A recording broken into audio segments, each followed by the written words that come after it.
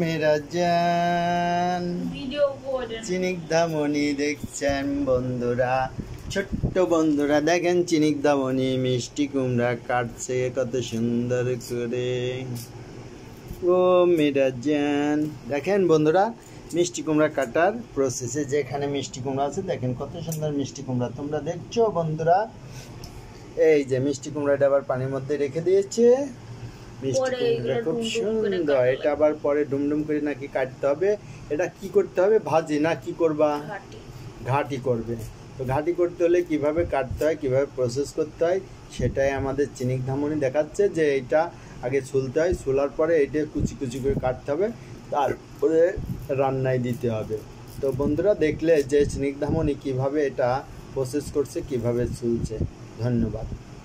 ও বন্ধুরা তোমরা যদি চিনিকদামণির ভিডিও দেখে ভালো লাগে তাহলে লাইক শেয়ার কমেন্ট করো এবং চ্যানেলটা সাবস্ক্রাইব করো।